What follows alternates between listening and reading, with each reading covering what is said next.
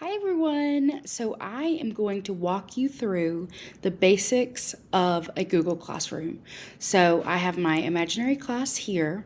Of course, you would name it whatever your class is. So if I was doing it for my first grade class, I would do Miss Moody's first grade class.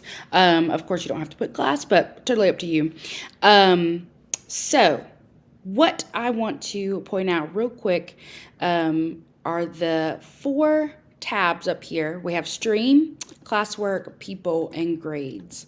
So with the younger grades, like K2, K3, even K5, all elementary age grades, you want to focus on, I personally like to focus on classwork, tab, and stream. So what you'll find on stream is probably your 2 most important aspects of Google Classroom. So you have a Meet link here. This is good if you ever have remote days. So if you want your link showing all the time, you would generate your link and it would need to be visible to students, and then you just save.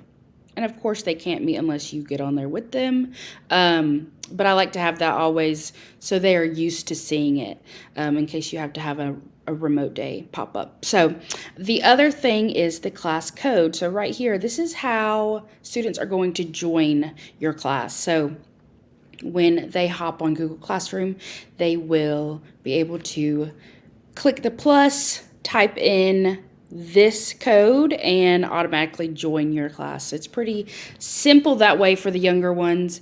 There is also a invite link. I have also linked on our presentation for today.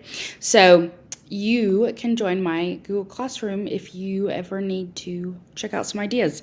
The next thing is, so I have a little post right here, but you are able to post pictures, you're able to post links, games, little reminders like this. So complete review packet by next week. This, if I was doing a post for my first grade class, I would most likely post a photo just to have a visual. It's easier for them, and it really grasps their attention, because sometimes just this complete review packet, by next week, they might not really notice. The next thing you can do is customize your header. That's all kind of fun stuff you can do and make it pop out for them. So we'll move on to classwork. This is by far my favorite tab in Google Classroom. This is where I have the most fun. So I already have topics made, math, reading, science, social studies, but you really have so much freedom with what you want to do with the topics. A great idea would be, so if I go to create and then topic, so let's see, if you wanted to really keep it simple for your younger grades, I would post each week. You could have, so if I do reading centers, let's say, so I'll type in reading centers, and it says that already exists. Okay, reading centers week, let's say, I like to keep it really simple and do week like 1, 2. So I'll do reading centers week 1. All right. And then you have this topic that you can continue to do a new topic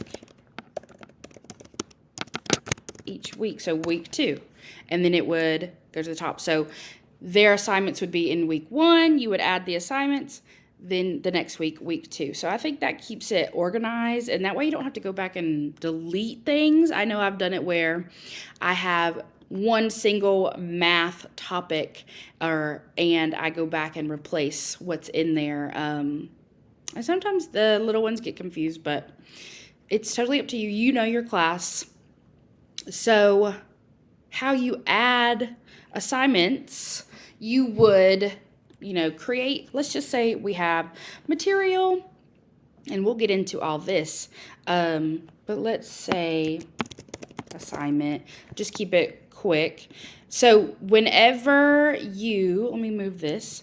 Whenever you are creating an assignment material, you have the option to put it in a topic. So you would go here and click the topic that you choose. So let's just say Reading Centers 1, and there your assignment or material would pop up.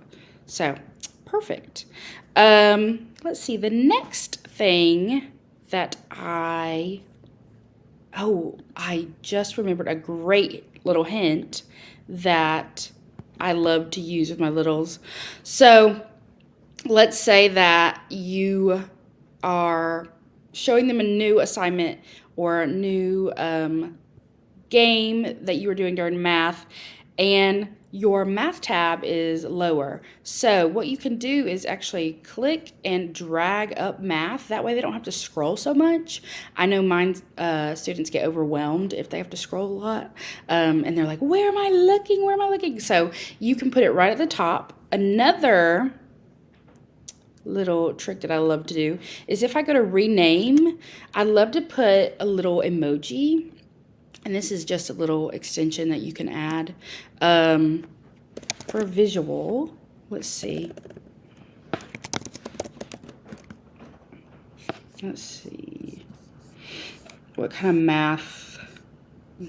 Maybe something. Or you could do like a pencil, or a book. If it's Reading Centers, they know, okay, the book means reading. Math, you could put like a green textbook. Let's do that. All right, then you would copy it, and I can come down here and paste it. And now so like they know now math, okay, I'm looking for the green book. So if you add these visuals, it totally helps them. It's just something like so small that we don't think of, but it really helps the kids out. Like for Reading Centers, I'd probably put the stack of books, And so they're like, okay, I'm looking for the stack of books. So super cool. I love doing that. And even if you don't have the emojis, you could even use, like your little symbols right there. I think that's such an easy, cute little way for them to be like, oh, that's what it is. Okay. So the next thing I want to talk about was people. This is where you can also look at all your students and all your teachers that are part of your classroom, and also the parents that are connected to your students.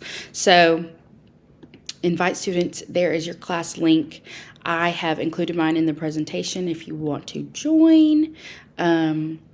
Yeah, so that's how you add. Of course, I do think that the class code is probably the simplest for the littles, but then there's grades, of course. This is where if you had a Google Classroom assignment, then they completed it, you would have the work, and you would be able to assign grades, and they would get it back. So they can see